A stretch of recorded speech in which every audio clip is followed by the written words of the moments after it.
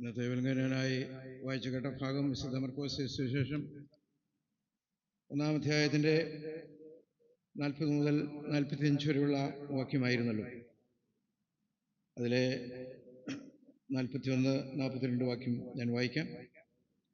വിശുദ്ധ മർക്കോസ് സുവിശേഷം 1-ാം അധ്യായത്തിൻ്റെ 41-ഉം 42-ഉം വാക്യം ഞാൻ വായിക്കാം. യേശു മനസ്സലിഞ്ഞു, കൈനീട്ടി അവനെ തൊട്ടു.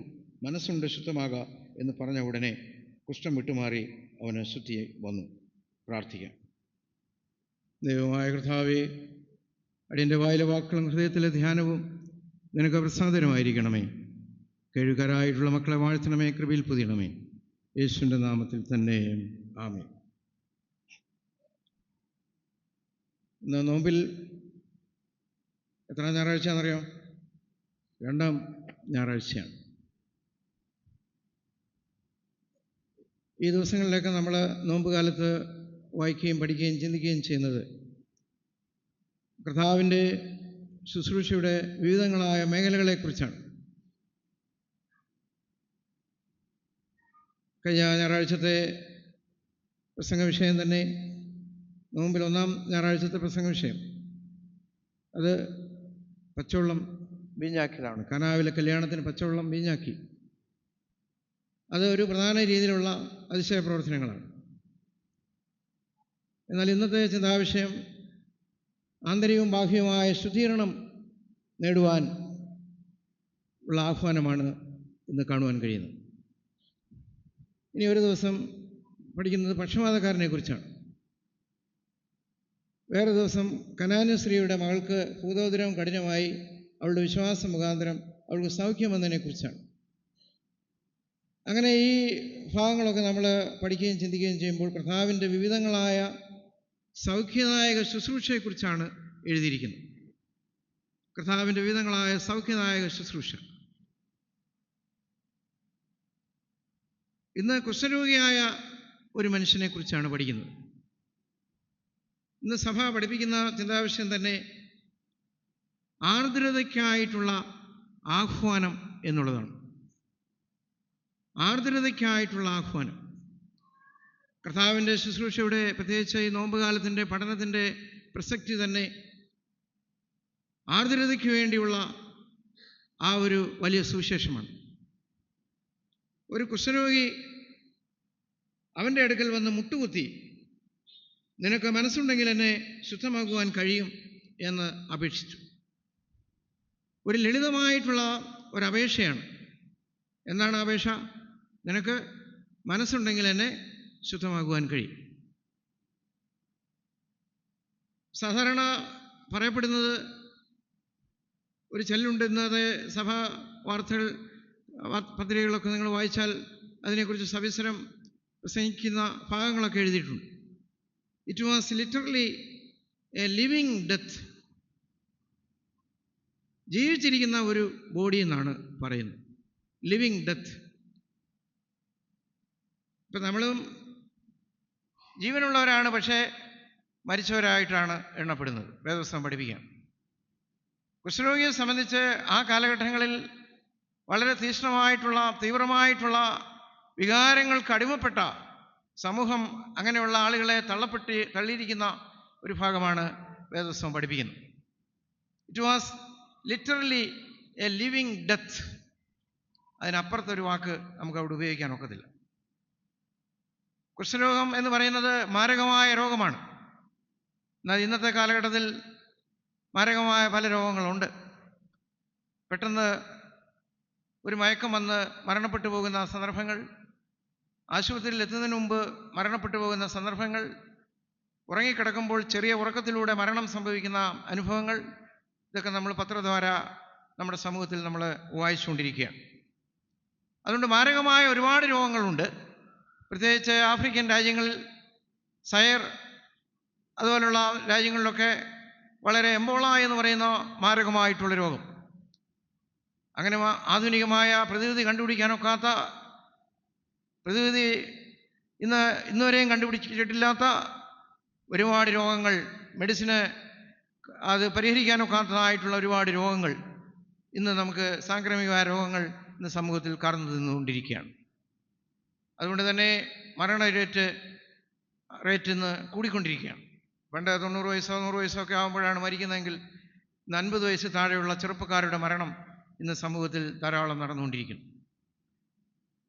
അതുകൊണ്ട് യേശുക്രിസ്തുവിൻ്റെ കാലഘട്ടത്തിൽ ഏറ്റവും മാരകമായ അസുഖം എന്ന് പറയുന്നത് ഒരു കുഷ്ഠരോഗമാണ്. ഒരു കുഷ്ഠരോഗി അശുദ്ധനാണ്.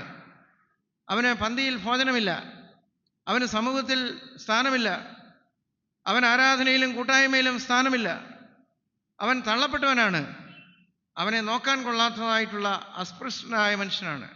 നോക്കാൻ കൊള്ളത്തില്ല. ദൃഷ്ടിയിൽപ്പെട്ടാലും ദോഷമുള്ളവർ. പണ്ട് പാട്ട് പാടിച്ചിട്ടില്ലേ?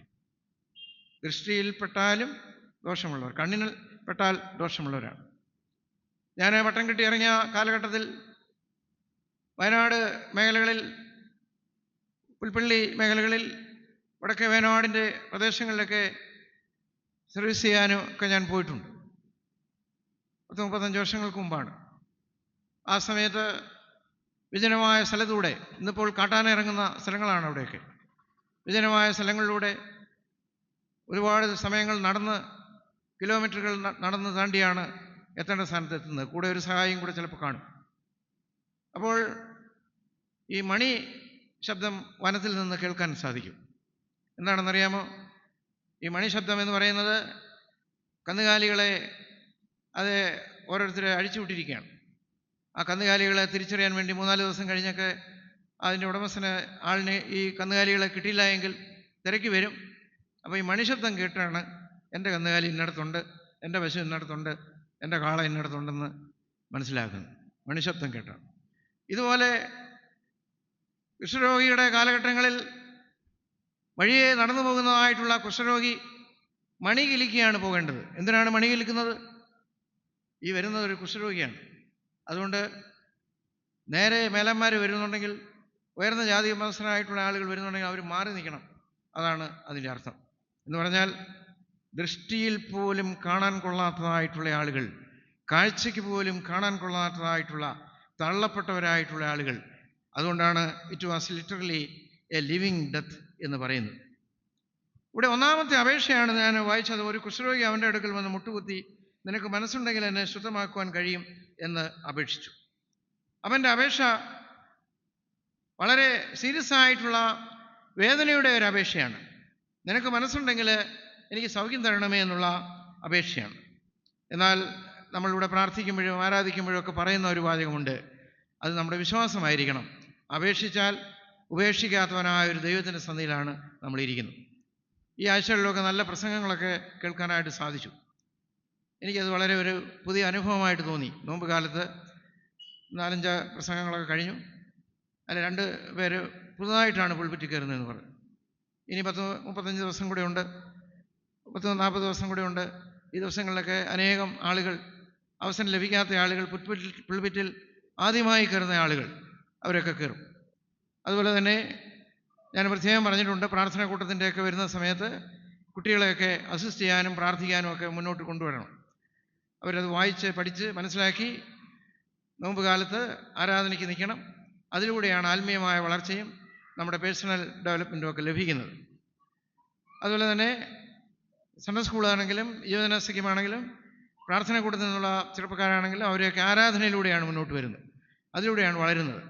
അല്ലാതെ മറ്റുള്ള കലാപരിപാടികളിലൂടെ ആരും വളരുകയില്ല, അങ്ങനെ വളർന്നിട്ടുമില്ല, ഇനി വളരാനൊക്കത്തുമില്ല. കാരണം അത് നമുക്കുള്ള ആത്മീയ തീഷ്ണത കൂടെ നഷ്ടപ്പെട്ടു പോകുന്നതാണ്. എന്നാൽ ആരാധനയിലും പ്രാർത്ഥനയിലും കൂട്ടായ്മയിലും ഒക്കെ പങ്കെടുത്ത് അതിലൂടെയാണ് മുന്നോട്ട് വരുന്നത്. ഇന്ന് സൺഡേ സ്കൂളിൽ ഞാൻ വന്ന് പാഠം വായിക്കാൻ ചോദിച്ചപ്പോൾ ഒറ്റ പിള്ളേരും എഴുന്നേറ്റ് നിന്നില്ല. 3 അധ്യാപകരെയാണ് പാഠം വായിക്കാൻ ഏൽപ്പിച്ചത്. അവരെ ഇനി പ്രാർത്ഥിക്കാനും ഏൽപ്പിക്കും. അധ്യാപകർ വായിക്കാനുള്ള കുട്ടികളെ കണ്ടുപിടിക്കട്ടെ. ആൺപിള്ളേർ 3 പേരെ ഇംഗ്ലീഷിലാണെങ്കിലും വായിക്കാൻ വേണ്ടി അവരെ ഏർപ്പെടുത്തി. വളരെ ക്ഷാമമാണ്. 121 വർഷം പഴക്കമുള്ള ഒരു സൺഡേ സ്കൂളിൽ എത്ര അപജയമാണ്. എനിക്ക് തന്നെ അങ്ങ് സങ്കടം തോന്നുക. ഞാനിരുന്ന വിലങ്ങര ശാലയംപള്ളി 50 വീട്ടുകാരേ ഉള്ളൂ. ചെന്ന് നോക്കണം, 50 വീട്ടിൽ നിന്നും പിള്ളേർ പ്രസംഗിക്കും. നോമ്പ് കാലം അവരുടേതാണ്. 50 പിള്ളേരും പ്രസംഗിക്കും, 50 വീട്ടിൽ നിന്നും 50 പേരും പാഠം വായിക്കും. ആ രീതിയിൽ നമുക്കതൊക്കെ വരണമെങ്കിൽ ഇനി എത്രയോ കാലഘട്ടങ്ങൾ കഴിയും. അപ്പോൾ 10 വർഷം കഴിഞ്ഞ് ആരാധനയ്ക്ക് അസിസ്റ്റ് ചെയ്യുന്നവരും ഈ കാര്യങ്ങളിലൊക്കെ വേണമെങ്കിൽ ഇന്നേ തുടങ്ങണം. ഇത് തോമസ് മാത്യച്ചൻ വരുന്നതിന് മുമ്പേ തുടങ്ങണമായിരുന്നു, നയനാച്ചൻ്റെ കാലത്തെ തുടങ്ങണമായിരുന്നു, അതിനു മുമ്പേ തുടങ്ങണമായിരുന്നു. എങ്കിൽ മാത്രമേ ഇപ്പോഴേ തുടങ്ങത്തുള്ളൂ. എൻ്റെ സമയത്ത് തുടങ്ങുമ്പോൾ ഇനി ഒരു 10 വർഷം കഴിയുമ്പോൾ ഈ തുടക്കം അന്ന് അനുഗ്രഹപൂർണ്ണമായി തീരും. അതുകൊണ്ട് ഇപ്പം നമ്മൾ പഴിച്ചിട്ട് കാര്യമില്ല. മുഖം വികൃതമായി പിന്നെ കണ്ണാടി കുത്തി ഉടച്ചിട്ട് കാര്യമുണ്ടോ? മുഖം വികൃതമായിപ്പോയി, ഇനി കണ്ണാടി കുത്തി ഉടച്ചിട്ട് ഒരു കാര്യമില്ല. അതുകൊണ്ട് നമ്മുടെ തലമുറയെക്കുറിച്ചുള്ള ബോധം നമുക്കുണ്ടാവണം. പ്രാർത്ഥനാ കൂട്ടത്തിൻ്റെയും യുവജന സഖ്യത്തിൻ്റെയും സൺഡേ സ്കൂളിൻ്റെയൊക്കെ ദിവസം വരുമ്പോൾ കുഞ്ഞുങ്ങളെ പ്രാർത്ഥിക്കാനായിട്ട് പഠിപ്പിച്ച് മുമ്പോട്ട് വിടണം, പാഠം വായിക്കാനായിട്ട് മുമ്പോട്ട് വിടണം. ഇപ്പോൾ ആ രീതിയിൽ എല്ലാവരും നമ്മൾ ശ്രദ്ധിക്കേണ്ടത് ആവശ്യമാണ്. അപേക്ഷിച്ചാൽ ഉപേക്ഷിക്കാത്തവനായ കർത്താവ്. ഒരു പൈതലിന് വേണ്ടി നിങ്ങൾ പ്രാർത്ഥിച്ചിട്ടുണ്ടല്ലേ? ഒരു കുഞ്ഞിക്കാല് കാണുവാനായിട്ട് ആഗ്രഹിച്ച ധാരാളം ആളുകളുണ്ട്. ചിലർ പറഞ്ഞു 10 വർഷത്തിന് ശേഷമാണ് എനിക്കൊരു കുഞ്ഞുണ്ടായത്, 15 വർഷങ്ങൾക്ക് ശേഷമാണ്, നേർച്ച കാഴ്ചകൾ കഴിച്ചു, അങ്ങനെയാണ് ഉണ്ടായത്. ഈ കുഞ്ഞുങ്ങളെ ദൈവകൃപയിൽ വളർത്തുവാനായിട്ടുള്ള താല്പര്യം കൂടി നമുക്ക് ഉണ്ടായേണ്ടത് ഏറ്റവും ആവശ്യമാണ്. ഈ നോമ്പ് അതിനുള്ളൊരു ആഹ്വാനമാണ്, അല്ല പുസ്തകം വായിച്ച് തീർക്കുന്നതല്ല. അത് പ്രത്യേകം നമ്മൾ ഓർക്കണം. ഒരു പാട്ട് പാടി തീർത്തിട്ടല്ല. ഞാനിരുന്ന ചില പള്ളിയിൽ ഇതിനോട് വിശ്വാസമില്ലാത്ത ചില ഇൻഡിപെൻഡൻറ്റ് ചർച്ചസ് ആളുകൾ വഴി കാണുമ്പോൾ എന്നോട് ചോദിക്കല്ല, എൻ്റെ കൂടെ വരുന്നവരോട് ചോദിക്കും, ഈ വർഷം ചൊല്ലി തീരുമോ എന്ന് ചോദിക്കും. ചൊല്ലി തീർക്കുന്നതല്ല ആരാധന കേട്ടോ, ചൊല്ലി തീർക്കുന്നതല്ല ആരാധന. ഹൃദയമായിട്ടുള്ള അനുഗ്രഹങ്ങളിലൂടെയാണ്. വീട്ടിലെ സംഭാഷണങ്ങൾ നല്ലതായിരിക്കണം. സൺഡേ സ്കൂൾ അധ്യാപകരെക്കുറിച്ചും അച്ഛനെക്കുറിച്ചും അൽമായക്കാരെക്കുറിച്ചും കമ്മിറ്റി അംഗങ്ങളെക്കുറിച്ചും നല്ല സംഭാഷണങ്ങൾ വീട്ടിൽ പറയണം. ഇല്ലെങ്കിൽ ഞങ്ങളെ കാണുമ്പോൾ എന്തായിരിക്കും അവർക്ക്, ഇല്ല അവൻ വരുന്നു അന്ന് അല്ലേ, അതിൻ്റെ കൂടെ ചില കാര്യങ്ങളൊക്കെ കൂടെ പറയും. സംഭാഷണങ്ങൾ നല്ലതായിരിക്കണം, എങ്കിലേ കുഞ്ഞുങ്ങൾ എന്തോ ചെയ്തുള്ളൂ, ഓരോ കാര്യങ്ങൾ അവർ നല്ല രീതിയിൽ വരികയുള്ളൂ. അത് നമ്മൾ പ്രത്യേകം നമ്മൾ ശ്രദ്ധിക്കണം. അതുകൊണ്ട് ഇവിടെ ഉപേക്ഷ വിചാരിക്കാത്ത ഒരനുഭവമാണ്. അപേക്ഷിച്ചു, ആ അപേക്ഷയെ കർത്താവ് സ്വീകരിച്ചു. കുഷ്ഠരോഗി അപേക്ഷിക്കുകയാണ്, ഒറ്റ അപേക്ഷയേ ഉള്ളൂ, എനിക്ക് ശുദ്ധീകരണം ലഭിക്കണം, എനിക്ക് സൗഖ്യം ലഭിക്കണം എന്ന് അപേക്ഷിക്കുകയാണ്. അതുകൊണ്ട് പരസ്യമായിട്ടുള്ള യാചന അവിടെ അനുവദനീയമല്ല. എന്നാൽ പരസ്യമായി യാചിക്കുന്ന ഒരു കുഷ്ഠരോഗിയെ കർത്താവ് അവനിൽ വിശ്വാസ തീക്ഷ്ണത കാണുകയാണ്, അവനിൽ പ്രതീക്ഷ കാണുകയാണ്. അതുകൊണ്ട് കരുതലിൻ്റെയും ആകുലപ്പെടുന്നവരെയും സ്വീകരിക്കുവാനായിട്ടുള്ള അഭിവാഞ്ച അവിടെ കാണുകയാണ്. അതുകൊണ്ട് അപേക്ഷിക്കുന്നതായിട്ടുള്ള അനുഭവമാണ്.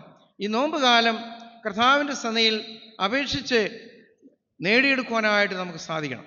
എന്ന് പറഞ്ഞാൽ ദൈവത്തെ ഒരു കംപ്ലൈൻറ്റ് ബോക്സായി ഉപയോഗിക്കണം എന്നുള്ളതല്ല ഞാൻ പറഞ്ഞതിൻ്റെ അർത്ഥം. നമ്മുടെ നീഡ് എന്താണെന്ന് ദൈവം മുന്നമേ അറിയുന്നു. എന്നാൽ നീ നിൻ്റെ വാ തുറന്ന് ഹൃദയം കൊണ്ട് പറയുവാനായിട്ട് ശ്രമിക്കണം. രണ്ടാമത്, വ്യാകുല ചിന്തയോടെ ഇരിക്കുന്ന മനുഷ്യനെ കരുതുന്ന ഒരു യേശുവിനെയാണ് നമുക്ക് കാണാൻ കഴിയുന്നത്. പരസ്യമായി സ്പർശിക്കുന്നത് വളരെ അപകടകരമായിട്ടാണ് സമൂഹം കരുതുന്നത്. ആ സമയത്ത് കുഷ്ഠരോഗിയെ സ്പർശിക്കുന്നത് നിയമലംഘനമായിരുന്നു. എന്നാൽ കർത്താവ് അവനെ തൊട്ടു, അവന് സ്നേഹസ്പർശം നൽകി, അവന് റെക്കഗ്നീഷൻ നൽകി. മനസ്സുണ്ട്. റെക്കഗ്നീഷൻ ഇന്നത്തെ സമൂഹത്തിൽ വളരെ ആവശ്യമാണ്. The feeling of isolation is a great disease. Mother Teresa പറഞ്ഞ ഒരു കാര്യമാണ്. The feeling of isolation is a great disease. ഇന്ന് ലോകത്തിലെ ഏറ്റവും വലിയ രോഗം എന്ന് പറയുന്നത് ഞാൻ ഒറ്റപ്പെടുന്നു എന്നുള്ള തോന്നലാണ്. അപ്പോൾ സമൂഹത്തിൽ ഒറ്റപ്പെടുന്ന കുഷ്ഠരോഗിയോട് യേശു തൊട്ടു. അത് അംഗീകാരത്തിൻ്റെ ഭാഗ്യമാണ്. എന്ന് പറഞ്ഞാൽ എല്ലാവരും കയറി തൊടുകയൊന്നും ചെയ്യരുത്. എന്നാൽ പ്രായവും പക്വതയും ഒക്കെ നോക്കി വേണം തൊടുവാൻ. എന്നാൽ നമ്മുടെ തലോടൽ ആവശ്യമുള്ളവർക്ക്, ഒരു രോഗിക്ക് തലയിൽ കൈവച്ച് പ്രാർത്ഥിക്കേണ്ട ആ സന്ദർഭം. അതുകൊണ്ട് ആ രോഗിയെ തൊടുമ്പോൾ, അല്ലെങ്കിൽ മകനെ നീ കൊള്ളാം, ഇന്നത്തെ നന്നായിരിക്കുന്നു എന്ന് പറഞ്ഞ് അതിനെ ഒരു ഷെയ്ക്ക് ഹാൻഡ് കൊടുക്കുന്നു. അതുകൊണ്ട് തൊട്ട് സൗഖ്യമാക്കുകയാണ്. വ്യാകുലചിത്തരിക്കുന്ന ആളുകളോട് കരുതി സ്നേഹിക്കുന്ന ആ കരുതൽ നൽകുകയാണ്. എനിക്ക് മനസ്സുണ്ട് എന്ന് പറയുകയാണ്. മൂന്നാമത്, തള്ളപ്പെട്ടവരെ മുഖ്യധാരയിൽ എത്തിക്കുന്ന യേശുവാണ്. തള്ളപ്പെട്ടതായിട്ടുള്ള ആളുകളാണ് കുഷ്ഠരോഗി. അതുകൊണ്ട് ആ കുഷ്ഠരോഗിയെ മുഖ്യധാരയിലേക്ക് കൊണ്ടുവരികയാണ്. കുഷ്ഠരോഗി സമൂഹത്തിൽ നിന്ന് നിഷ്കാസിതനായിരുന്നു. ദുസ്ഥിതിയുടെ ആ ഒരു ഇരയായിരുന്നു ആ കുഷ്ഠരോഗി. അതുകൊണ്ട് അവിടെ തൊട്ട് അവനെ സൗഖ്യമാക്കി. അതിനുശേഷം യേശു പറഞ്ഞു, നീ ചെന്ന് നിൻ്റെ പുരോഹിതന് നിന്നെ തന്നെ കാണിച്ചു കൊടുക്കുക. ഇന്ന് ഇളമ്പൽ പള്ളിയിൽ പുരോഹിതനെ കാണിക്കുവാൻ ധാരാളം ആളുകൾ വന്നിട്ടുണ്ട്. അത് ഞാൻ ഇവിടെ നിൽക്കുന്ന മനുഷ്യകൃമിയായ പുരോഹിതനല്ല, അദൃശ്യമായ ഒരു പുരോഹിതൻ നിങ്ങളെ കണ്ടുകൊണ്ടിരിക്കുകയാണ്, ഒരു മഹാപുരോഹിതൻ. ആ മഹാപുരോഹിതനെ കാണിക്കാനാണ് നമ്മളെന്തോ വരുന്നത് അല്ലേ? അച്ഛനെ കാണിക്കാൻ ആരും പള്ളി വരരുത്, അച്ഛനെ കാണിക്കാൻ ആരും പ്രാർത്ഥിക്കരുത്, അച്ഛനെ കാണിക്കാൻ ആരും പാഠം വായിക്കരുത്, അച്ഛനെ കാണിക്കാൻ ഒന്നും ചെയ്യരുത്. ഒരു മഹാപുരോഹിതൻ അവിടെ ഇരിപ്പുണ്ട്. ഇത് ദഹിപ്പിക്കുന്ന അഗ്നിയാണ്, ഇത് ഗോൽഗോഥയാണ്, ദഹിപ്പിക്കുന്ന അഗ്നിയാണ്. അതുകൊണ്ട് ഇത് അഗ്നിയുടെ പ്രതീകമാണ്. ആ ദഹിപ്പിക്കുന്ന അഗ്നിയുടെ മുമ്പാകെ, ആ ആരാധനയുടെ മുമ്പാകെയാണ് നമ്മൾ ഇരിക്കുന്നതെന്നുള്ള ബോധം നമുക്ക് ലഭിക്കണം. തള്ളപ്പെട്ടവരെ മുഖ്യധാരയിൽ എത്തിക്കുന്ന യേശു. ഞാൻ 3 കാര്യങ്ങൾ ഇപ്പോൾ പറഞ്ഞു. 1, അപേക്ഷിച്ചാൽ ഉപേക്ഷിക്കാത്തവനായ യേശു. വ്യാകുലതയോടെ ഇരിക്കുന്നവരെ കരുതുന്ന യേശു. തള്ളപ്പെട്ടവരെ മുഖ്യധാരയിൽ എത്തിക്കുന്ന യേശു. നമ്മുടെ കണ്ണുകളെ നമുക്ക് അടയ്ക്കാം, പ്രാർത്ഥിക്കാനായിട്ട് ഒരുങ്ങാം. ബഹുമാനപ്പെട്ട അനാന ജേക്കബച്ചൻ പ്രാർത്ഥിച്ച് കുമ്പസാര പ്രാർത്ഥനയ്ക്ക് നേതൃത്വം നൽകും. അനുഗ്രഹമുറിയൻപോ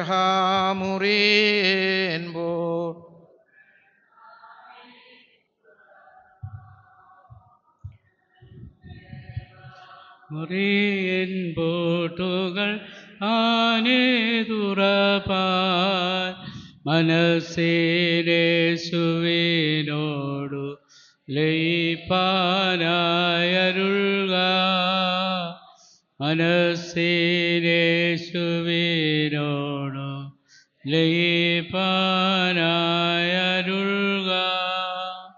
സ്നേഹിക്കുന്ന ഞങ്ങളുടെ നല്ല ദൈവമേ, സ്വർഗീയ പിതാവേ, ഈ നോമ്പിലെ നാളുകൾ ഞങ്ങൾക്കൊന്നിച്ച് അങ്ങേ ആരാധിപ്പാനും ദൈവകൃപ അനുഭവിപ്പാനും ഞങ്ങളെല്ലാവരെയും രാവിലെ സമയത്ത് ഞങ്ങളുടെ ഈ ആലയത്തിൽ അവിടുന്ന് കൂട്ടി വരുത്തിയതിനായിട്ട് നന്ദിയോടെ സ്തോത്രം. കർത്താവെ, ഞങ്ങൾ ബലഹീനരും കുറവുള്ളവരും പലപ്പോഴും വീഴ്ചയിലും പാപത്തിലുമൊക്കെ ആകുന്നവരാണ്. എന്നാൽ ഈ നോമ്പിൻ്റെ നാളുകളിൽ നിങ്ങളിലേക്ക് ഞങ്ങൾ അടുത്തു വരുവാൻ കർത്താവെ, ഞങ്ങളുടെ പാപങ്ങളും കുറവുകളൊക്കെ ഏറ്റുപറഞ്ഞ് പാപക്ഷമ പ്രാപിച്ച് ദൈവകൃപയിലേക്ക് ബലപ്പെടുവാൻ തക്കോണം ഞങ്ങൾക്ക് ഈ കാലയളവിനെ പ്രത്യേകമായിട്ട് ഒരുക്കി തന്നതിനായിട്ട് സ്തോത്രം. ഇപ്പോൾ ഞങ്ങൾ കേട്ട നല്ല വചനങ്ങൾക്കായിട്ട് ഞങ്ങൾ തന്നെ സ്തുതിക്കുന്നു. കർത്താവെ, എല്ലാവരും വെറുക്കപ്പെടുന്നവരെ, ത്യജിച്ച് കളയുന്നവരെ അന്വേഷിച്ച് വരുന്ന നല്ല ദൈവം അവിടുന്ന് ആകുന്നല്ലോ.